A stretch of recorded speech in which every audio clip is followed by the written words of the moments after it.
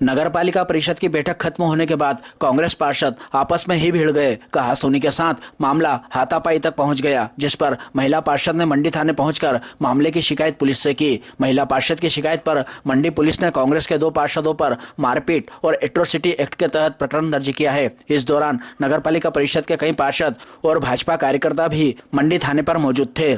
शुक्रवार दोपहर 3:30 बजे नगरपालिका परिषद की बैठक नवीन बस स्टैंड पर हुई, जिसमें बजट के प्रस्ताव पर कांग्रेस पार्षद मेघा धवन और गौरी साहनी ने समर्थन दिया था। जैसे ही बैठक खत्म हुई तो विपक्ष में होने के बाद भी बजट के प्रस्ताव का समर्थन करने की बात को लेकर कांग्रेस पार्षद संदीप चौधरी, आसिफ हुसैन और मेघा धवन के बीच कहासुनी हो गई। कहासुनी के साथ ही झूमा झटकी होने की बात भी सामने आई है, जिसमें मेघा के हाथ में नाखून भी लगा है। मेघा ने इसकी शिकायत मंडी थाने पर पहुंचकर की। मेघा के समर्थन में भाजपा कार्यकर्ता सहित पार्षद गण भी पहुंचे। पुलिस ने मामले में मेघा की शिकायत पर कांग्रेस पार्षद संदीप चौधरी, आसिफ हुसैन, बंटू जी नाइन पर मारपीट और एट्रोसिटी एक्ट में प्रकरण दर्ज किया है।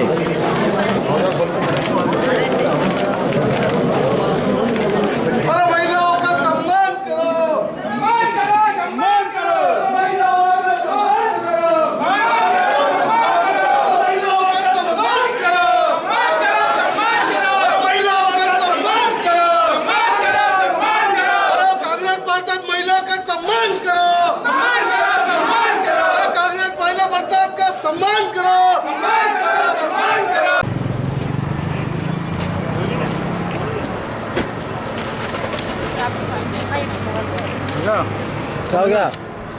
क्यों? क्या हो गया मेरा? क्या हो गया है? तो आप ये सर क्या हो गया?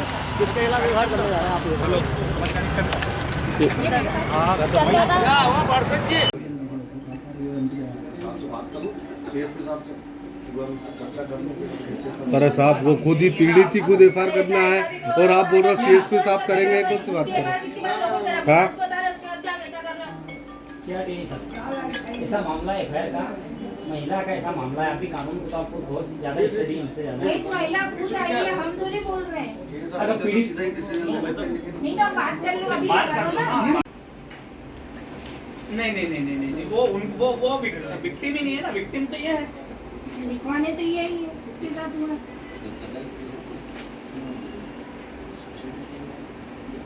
नहीं उनकी तरफ से कुछ नहीं, उनकी तरफ से अभी आधे घंटे पहले बाहर निकल जाते। मैं वार्ड क्रमांक 33 की पार्षद हूँ, क्योंकि मैं बेरवा समाज से आती हूँ और मैंने अच्छे कार्य नागदा नगर में किए हैं। इसको जनता जानती है। मैंने हमेशा महिलाओं के लिए हमेशा खड़ी रही हूँ। पर आज मैं खुद एक महिला, मेरे साथ ही आज ऐसा हो गया है कि मेरे खुद ही के पार्षद संदीप चौधरी और बंटू जी नाइन, इन दोनों ने मेरे साथ अभद्र व्यवहार पूरी परिषद में किया है। क्योंकि वो मेरे पीछे संदीप चौधरी बैठे हुए थे, आगे बंटू जी नाइन बैठे हुए थे। जब मैं परिषद में एंट्री की थी, जब से ये मेरे से गाली गलौच, और पहले भी कई बार किया, पर मैंने उस चीज़ को इग्नोर किया। पीठ पीछे भी बोलते थे, कई बार गालियाँ दी हमको परिषद को लेके, पर हमने कभी बात पे ध्यान नहीं दिया। हमने कहा चलो ठीक है, कोई बात नहीं, अपने साथी पार्षद है, कोई बात नहीं, पीछे से बोलते। पर आज उन्होंने मेरे पीछे बैठकर मुझे अभद्र व्यवहार, मेरे साथ गाली गलौज करने लगे। जाति सूचक शब्दों का भी प्रयोग किया उन्होंने कि नीच जाते, जाति का सब दिखाई दिया उन्होंने। तो अगर हम जाति हम इसी में आते तो हमें कुछ भी आप गाली दोगे। इस तरह का अभद्र व्यवहार उन्होंने मेरे साथ किया है और कुछ बात नहीं थी, बिना बात के उन्होंने मुझसे आज गाली गलौज भी करी है। अभद्र व्यवहार मेरे पूरी परिषद में किया है, जिसमें वहाँ के सभी मेरे पार्षद साथी सभी ने देखा था। इसकी मुख्य वजह क्या रही? क्या सहमति आपने बजट पे दे दी थी?